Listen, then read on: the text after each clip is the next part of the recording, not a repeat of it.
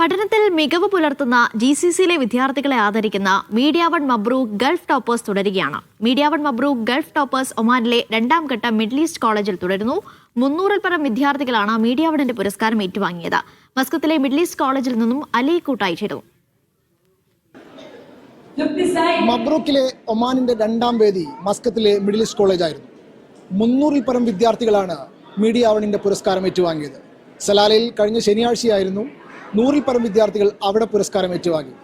Muscat middle east കോളേജിൽ മസ്കറ്റിലെ Indian സ്ഥാനപതി, ഒമാനിലെ ഇന്ത്യൻ സ്ഥാനപതി GV ശ്രീനിവാസാണ് പരിപാടി ഉദ്ഘാടനം ചെയ്തത്. അദ്ദേഹം തന്റെ കുട്ടിക്കാലത്തെ പഠനാനുഭവങ്ങളും തുടങ്ങി വളരെ വിശദമായി തന്നെ അദ്ദേഹം പ്രസംഗിച്ചു. കുട്ടികൾക്കെല്ലാം വലിയ രീതിയിലുള്ള ഒരു ആവേശമാണ്.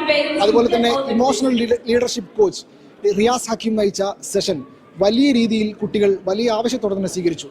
നിരവധി സ്ഥലങ്ങളിൽ നിന്നും, ഒമാനിലെ വിവിധ ഭാഗങ്ങളിൽ നിന്നും, നിസ്വ, സൂർ തുടങ്ങി മസ്കറ്റിൽ നിന്നും നിരവധി ഭാഗങ്ങളിൽ നിന്നുള്ള വിദ്യാർത്ഥികളിൽ നിന്ന് രക്ഷിതാക്കൾ തടിച്ചുകൂടുന്നതിനാണ് മിഡിൽ ഈസ്റ്റ് കോളേജ് സാക്ഷ്യം വഹിച്ചത്. ഒമാന്റെ ചരിത്രത്തിൽ തന്നെ ഏറ്റവും വലിയ ഒരു സംഭവമായി, പുരസ്കാര ചടങ്ങായി ഈ ചടങ്ങ് മാറിയെന്നാണ് വിദ്യാർത്ഥികളും രക്ഷിതാക്കളും ഒന്നടങ്കം പറയുന്നത്. എന്ത് തന്നെയായാലും മബ്രൂക്കിലെ ഒമാനിലെ രണ്ടാം വേദിയും പ്രൗഢമായി എന്ന് നമുക്ക് പറയാം. നിരവധി വിദ്യാർത്ഥികൾ, അതായത് ഞാൻ നേരത്തെ പറഞ്ഞതുപോലെ തന്നെ 300-ൽ പരം വിദ്യാർത്ഥികളാണ് പുരസ്കാരം ഏറ്റുവാങ്ങിയത്.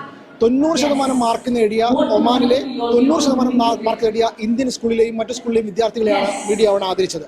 മീഡിയ വണ്ണിന്റെ ഈ ജൈത്രയാത്ര, ഈ പുരസ്കാര വിതരണ ചടങ്ങ് തുടരുകയാണ്.